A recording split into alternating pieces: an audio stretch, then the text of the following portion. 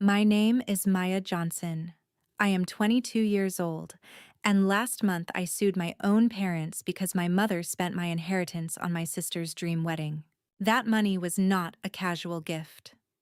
It was every hour my grandmother spent working double shifts, every quiet promise she whispered to me about getting out of our small neighborhood and building a life on my own terms. It was supposed to be my way into grad school, my ticket to a future in science, not a backdrop for flower walls and champagne fountains. The first time I realized something was wrong, I did not find a missing number in a spreadsheet or an official letter in the mail. I heard my mother laughing in the kitchen, describing Lena's fairy tale entrance and the custom floral arch to a wedding planner while casually saying, "Yes, we can stretch the inheritance. Maya will understand. She has time. This wedding is now." I stood frozen in the hallway, listening to the price of my future being sliced into centerpieces and cocktail hours. By the time I checked the account and saw the balance gutted, the betrayal did not feel like a misunderstanding.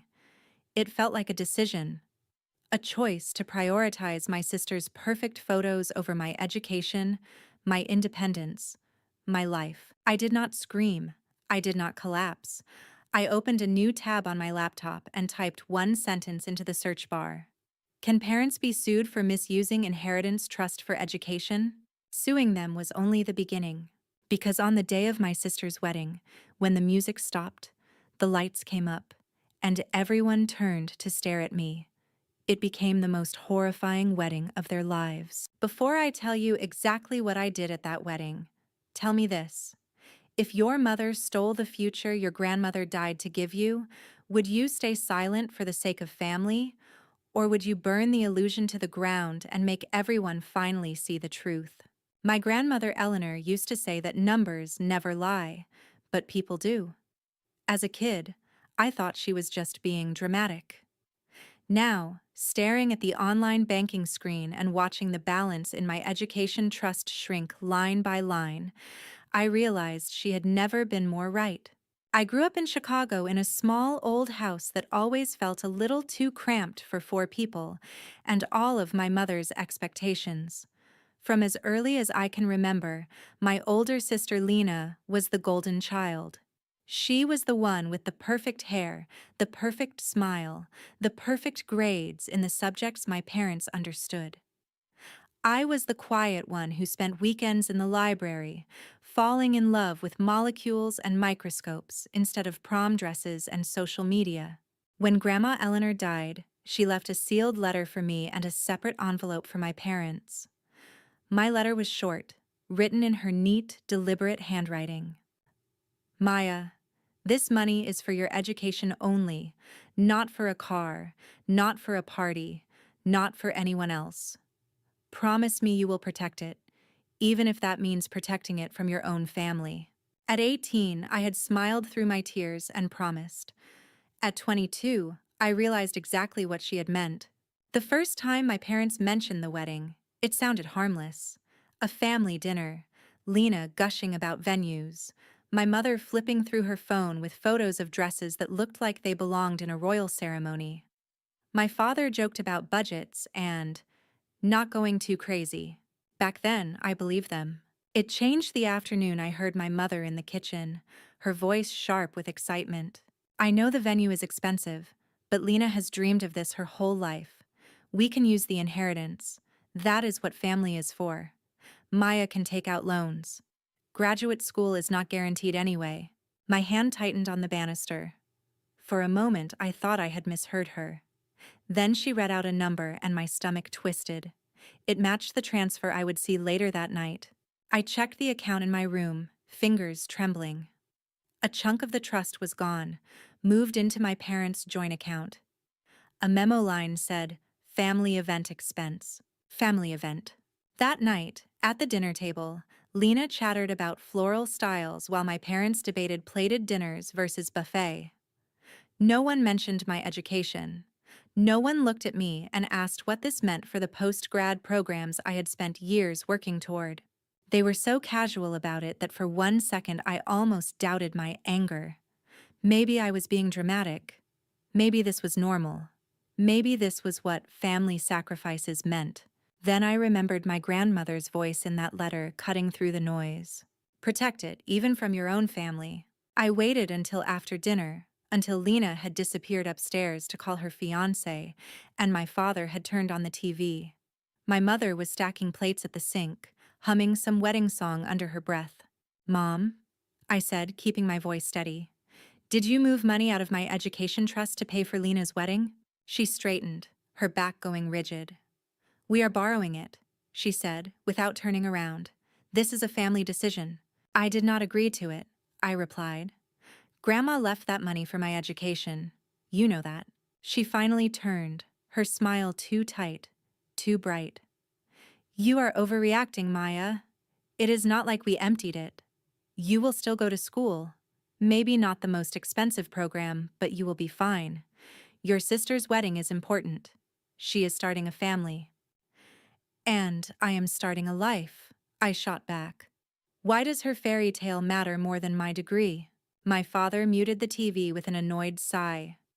"Because this is happening now," he said. "Your grad school is hypothetical. Lena's wedding is in 3 months. We cannot tell hundreds of people to cancel because you do not want to compromise." That word, compromise, stung more than any insult. As if I was being unreasonable by expecting my own inheritance not to be used as a wedding decoration. "Is it compromise?" I asked quietly. "Or is it theft disguised as family duty?" My mother flinched, the plate in her hand slipping slightly before she caught it. "That is enough," she snapped. "You are not calling us thieves in our own home." But the word was already out there, hanging between us and settling into the cracks that had always been there, just hidden under years of holiday photos and forced smiles. That night, I lay awake staring at my ceiling, the glow of my laptop screen reflecting off the wall. I opened tab after tab, reading about trusts, misappropriation, legal standing. Every article raised the same question in my mind, one I could not shake no matter how hard I tried. If your parents choose someone else's fantasy over your future, at what point do they stop being just parents who made a mistake and become people you have to defend yourself against? I did not decide to sue them in a single impulsive moment.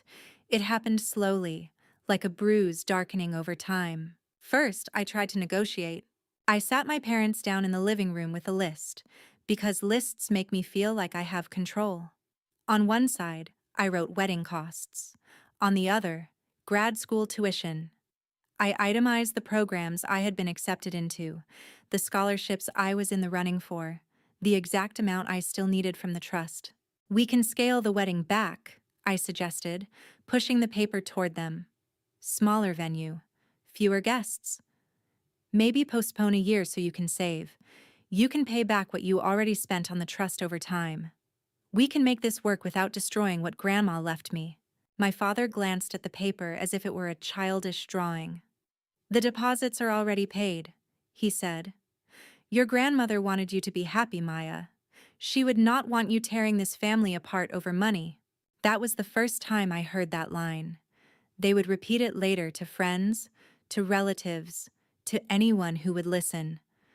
"Maya is tearing the family apart over money." "I am not tearing anything apart," I replied, heat rising in my chest. "You did that when you touched the trust without asking me." My mother leaned forward, eyes sharp. "We are your parents. We do not need your permission. We raised you. That money came from this family." "No," I answered, my voice low. "It came from Grandma's years of work, and she left it to me, specifically. You are treating my future like a piggy bank you can crack open whenever you want." The conversation spiraled from there, each sentence another crack across whatever was left of our trust. When I finally stood up, my hands were trembling so hard I had to curl them into fists. "If you do not put the money back," I said, "I will talk to a lawyer." My mother laughed, a hard, disbelieving sound. "You are not serious." But I already was. I met Rebecca Martinez 2 weeks later. Her office was high above downtown traffic, all glass and metal and quiet power.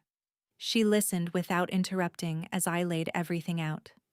Grandma's letter, the trust, the transfers, the conversations. When I finished, she tapped her pen against her notebook. "Do you want the short version or the detailed one?" she asked. "Give me both," I said. "Short version. Yes, you very likely have a case. Detailed version. If the trust documents state the funds are for your education only and your parents use them to fund a wedding, that is misappropriation. You can sue them civilly to reclaim the money, but you need to understand what this means emotionally." "I know," I said, though I was not sure I did. "They will hate me." "They might," she agreed. "At least for a while. They might call you ungrateful. They might weaponize the word family. People always do, when they are caught."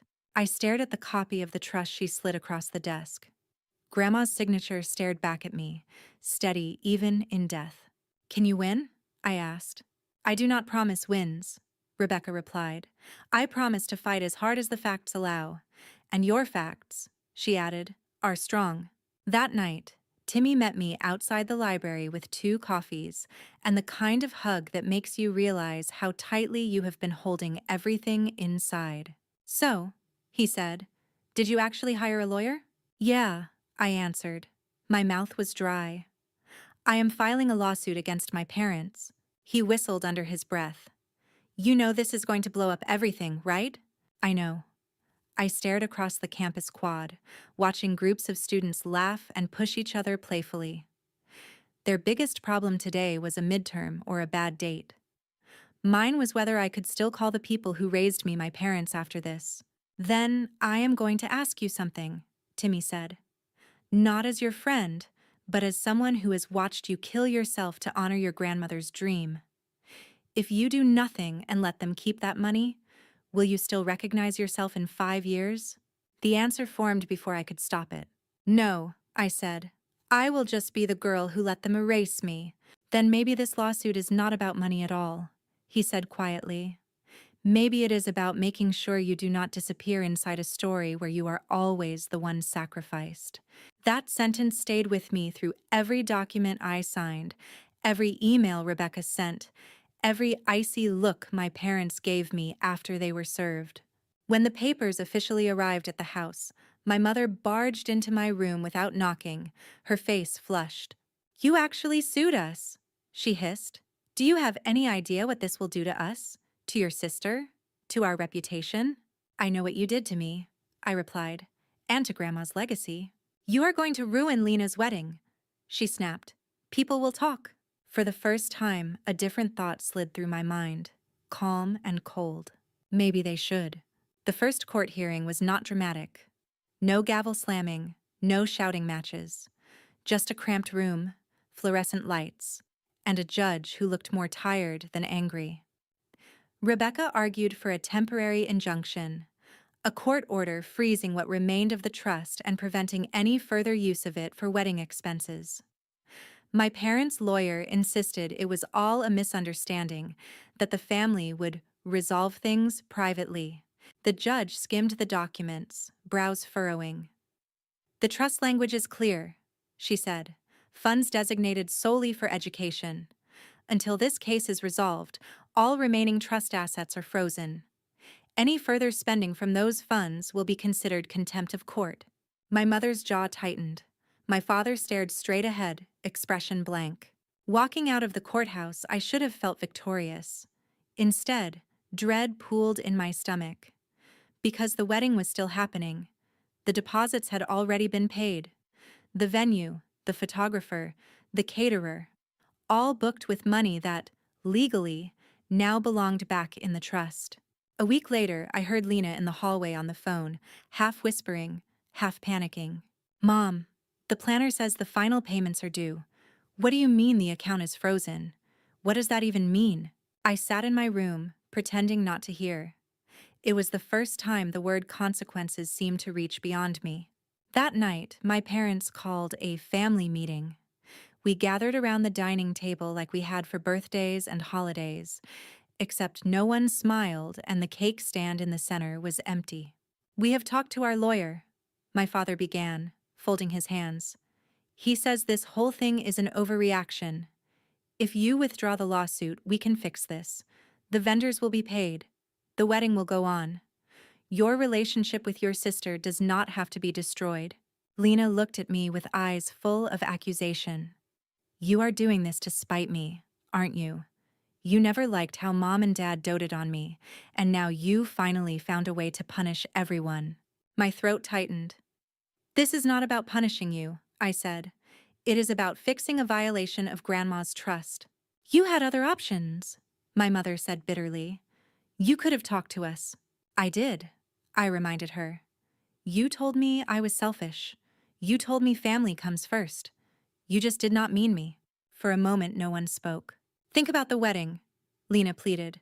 About all the people coming, about Daniel's parents. Do you want them to see this mess? To see you like this? The old Maya would have flinched, would have apologized just for making everyone uncomfortable. The new Maya sat up straighter. If they see anything, I said slowly, it will be the truth. That my future was turned into a party budget without my consent. After that night, something hardened in my parents' eyes. They stopped trying to convince me and started trying to isolate me. Conversations would fall silent when I walked into the room. Relatives sent texts telling me to just let it go and not humiliate the family. I kept going to court. In one of our meetings, Rebecca leaned back and studied me.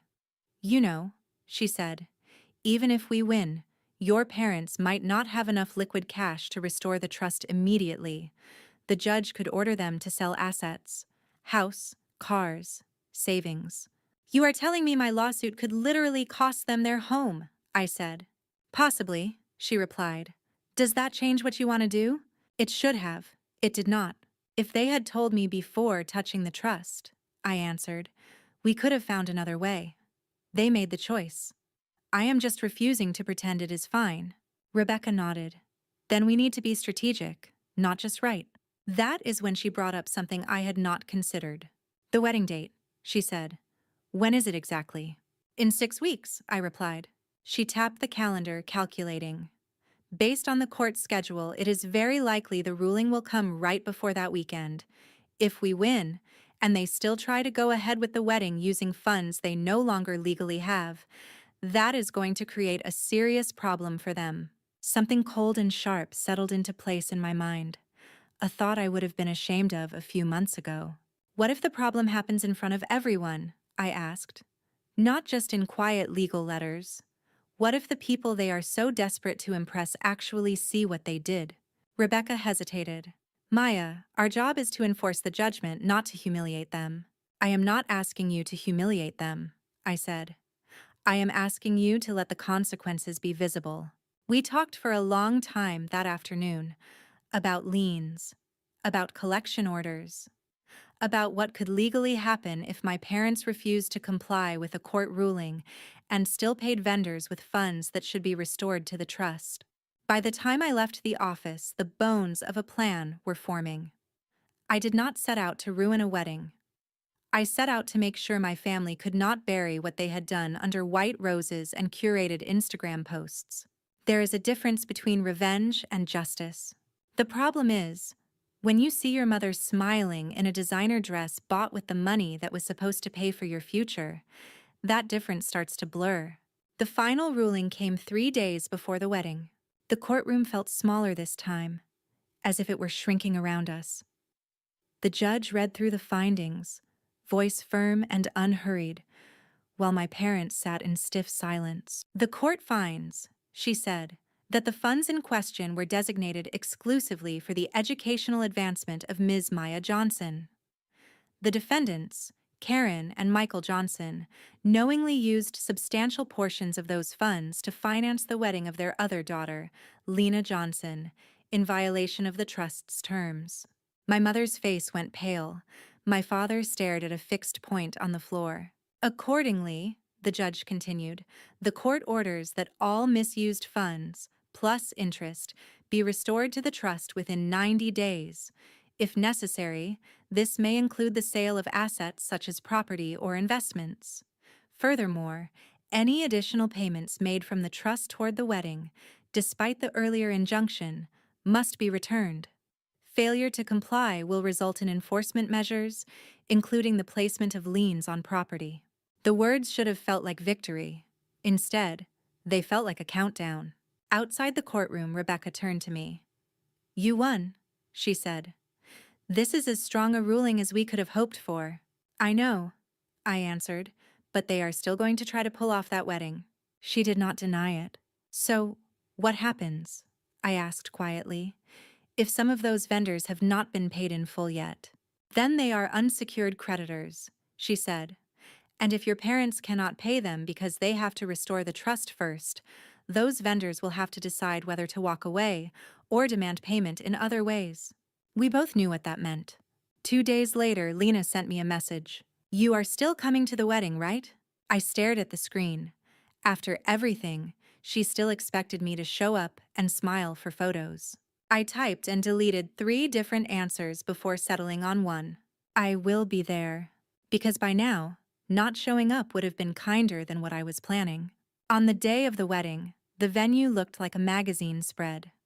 White roses, crystal chandeliers, champagne flutes lined up in neat rows. Guests drifted in wearing polished smiles and expensive perfume, oblivious to the legal storm swirling just beneath the surface. I wore a simple black dress and a necklace that had belonged to Grandma Eleanor. It felt like armor against the glittering excess around me. My parents avoided my eyes. My mother floated from guest to guest, laughing a little too loudly. My father focused on logistics, checking his watch, talking to the coordinator.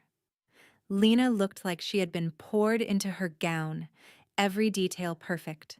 Perfect, except for the tension in her jaw whenever she glanced my way. The ceremony started late. People murmured. I stood in the back row, hands clasped, watching as Lena walked down the aisle on my father's arm, veil shimmering under the soft lights. When the officiant reached the part about witnesses gathered here today, I wondered how many of them would still want to be associated with our family by the end of the night. The plan did not belong entirely to me.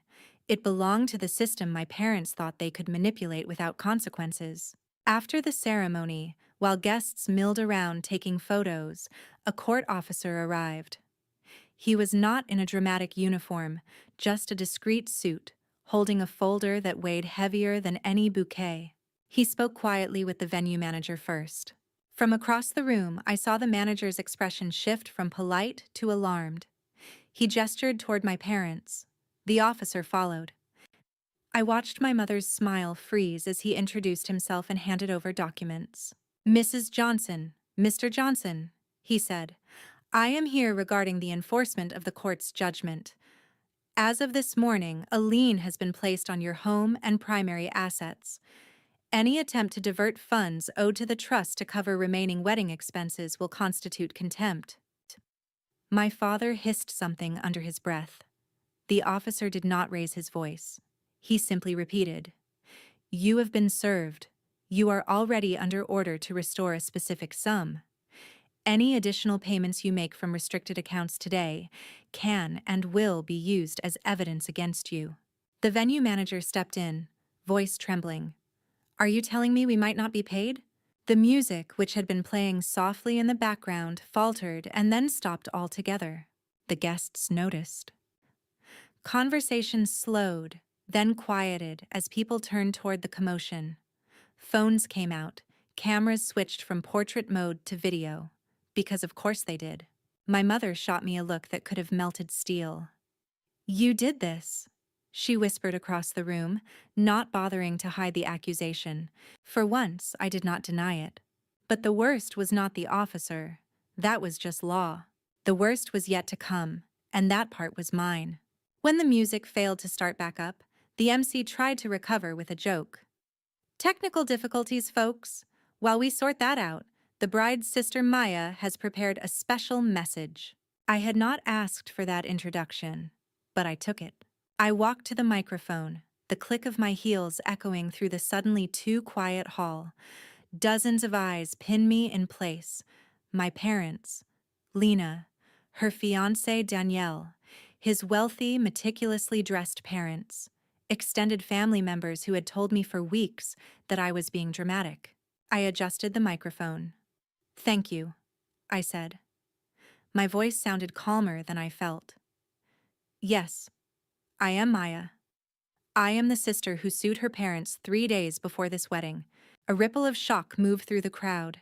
I heard someone gasp. Someone else whispered, "Wait, that was real?" I was not going to say anything today, I continued. I thought I could sit quietly in a pretty dress and pretend this was just another happy family event. But then I watched my sister walk down the aisle in a gown paid for with money that was never meant for her. I pulled a folded piece of paper from my clutch. It was a copy of Grandma Eleanor's letter. I had highlighted one line. "This is the letter my grandmother wrote to me," I said. "She worked until her hands shook to save for my education. She wrote, 'Maya, this money is for your education only, not for a party, not for anyone else.'" I let the silence stretch, forcing every person in that room to sit with those words. "Our parents decided," I went on, "that her wishes did not matter, that my future did not matter. They used the trust to fund this dream wedding. When I objected, I was called selfish, dramatic, ungrateful. So I did the only thing left that I could do. I took them to court. I raised my eyes to meet Daniel's. His face had gone pale. 3 days ago, a judge ruled that the money was misused," I said. "My parents have been ordered to return every stolen dollar plus interest. Today, a court officer arrived to enforce that order. If you are wondering why the music stopped, that is why. Because while the flowers and the champagne look pretty, they are sitting on top of a debt my parents now legally owe to me." Someone in the back muttered, "Oh my God." I turned to the guests, my chest tight but my tone steady. "You were invited here to celebrate love and commitment, but I think you deserve to know the cost, not the price tag on the decor, the cost of telling one daughter she is disposable so another can have her perfect day." I did not cry. I refused to give them the relief of thinking this was just emotion. I ended with a question, not to my parents, but to the room itself. If your mother took the future your grandmother sacrificed everything for and turned it into centerpieces and photo ops, would you still call what you are watching a fairy tale? Or would you finally call it what it is?" Lena stood there, bouquet trembling in her hands. For a moment, she looked like she might scream at me. Instead, she turned slowly to Daniel. "Did you know?" she asked him, voice frayed. "Did you know they used Maya's inheritance for this?" Daniel's parents stiffened. "Is this true?" his mother demanded, glaring at my parents. My father stammered something about miscommunication, about fixing it, about how it is already handled. It was not handled. Guests began to whisper and drift away from the dance floor. A few pulled out their checkbooks, trying to pay the bar tab themselves rather than risk being associated with a scandal. By the time I stepped away from the microphone, the room had split. Some people stared at me with a mix of horror and reluctant respect. Others looked at me as if I had killed something sacred. In a way, maybe I had. Not the wedding itself. That was already built on a lie. I had killed the illusion. The wedding did not end with a dramatic storm out or a runaway bride. It ended with something quieter and, in some ways, worse. Vendors pulled my parents aside, asking about payment. The venue manager demanded assurances in writing. Daniel's parents insisted on a private conversation in a side room that lasted far too long. When they came back, Daniel's mother would not meet my eyes. Daniel himself looked like he had aged 10 years in an hour. The reception limped on in a strange, fractured way. A few cousins tried to dance. The DJ, paid in advance, played on, but the joy had drained out of the room. Guests left early, citing babysitters and early mornings. The bouquet toss never happened. The cake cutting felt mechanical.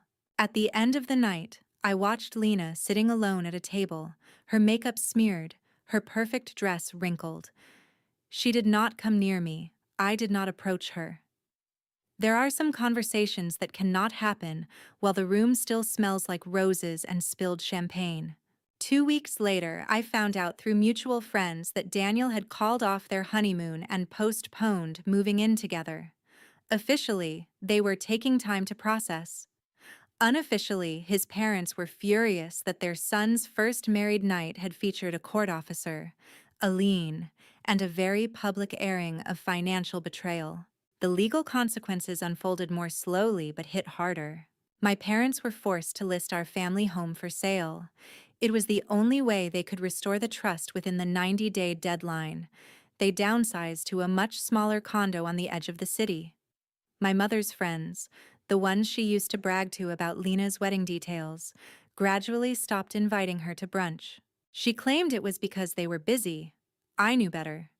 People love a fairy tale. They love a scandal even more. What they do not love is being reminded that underneath the curated pictures, there might be victims. One evening, after the house had been stripped of most of our furniture, my father cornered me in what used to be the dining room. His voice was low, almost hoarse. "Are you happy now?" he asked. "You got your precious money back. The house is gone. Your sister's marriage is hanging by a thread. Your mother cannot show her face anywhere. Was it worth it?" The question landed like a blow, not because I did not expect it, but because a part of me had been asking the same thing. I thought of late nights in the library, of the emails from grad programs, of the years I had spent believing that if I just worked hard enough, my family would be proud of me. I thought of Grandma Eleanor, hands rough from cleaning jobs, slipping an envelope under my pillow with $50 and a note that said, "For books. No one else gets a say." "I do not know if worth it is the right phrase," I replied finally. "Nothing about this feels good, but I know it would have felt worse to pretend nothing happened, to smile in the background of all those wedding photos knowing my future was the price of their happiness." His shoulders sagged. "We were trying to help your sister," he muttered. "We thought she deserved something beautiful." "And I did not?" I asked. "Did you ever even imagine a beautiful life for me that did not involve sacrificing it to keep the peace?" He did not answer. That night, lying in my half-packed room, I stared at the ceiling and let the guilt crawl over my skin. The lawsuit, the wedding, the house, my parents' social circles. All collateral damage from a decision I had made and refused to back down from. Was it justice, or had my revenge gone too far? The question gnawed at me, not as something for a courtroom, but as something only I could weigh. When you finally stand up for yourself after years of being overlooked, how do you know where self-respect ends and cruelty begins? The house sold. The trust was restored. The court considered the matter closed. Life, annoyingly, went on. I moved into a small apartment near campus, paid for partly with the newly returned trust and partly with my research assistant's stipend. It was not glamorous, but it was mine. I bought my own plates, my own cheap couch, my own secondhand desk. Every item felt like a small, stubborn declaration. I exist outside of what my family decides for me. My parents moved into their condo. For months, we barely spoke. When we did, the conversations were stiff and short, like two strangers trying to make small talk in an elevator. Lena did not invite me to the second ceremony she and Daniel held quietly at City Hall after they worked through the fallout. I saw the photos online. A simple white dress, no elaborate venue, no walls of flowers. Just the two of them, a courthouse, and a caption about choosing what really matters. My mother liked every photo. My father did not have social media, but I imagined him looking over her shoulder, pretending the background of his daughter's new life did not include a lawsuit and a sold house. One evening, months later, my mother asked to meet me alone. We chose a coffee shop far from our old neighborhood, where no one would recognize us as the family that had turned a wedding into a public trial. She looked older than I remembered. Not because of time, but because of the weight of choices that could not be undone. "I am not here to ask for money," she said immediately, as if she knew that was my first fear. "And I am not here to blame you. I have done enough of both." We sat in silence for a moment, the sound of milk being steamed and cups clinking filling the space between us. When your grandmother died, she began, I was angry at her for leaving you that trust and not putting it in our name. It felt like she did not trust us. I told myself she was playing favorites. But now, she took a shaky breath. Now I think she just saw us better than we saw ourselves. I blinked. I had not expected that. I grew up with nothing, she continued.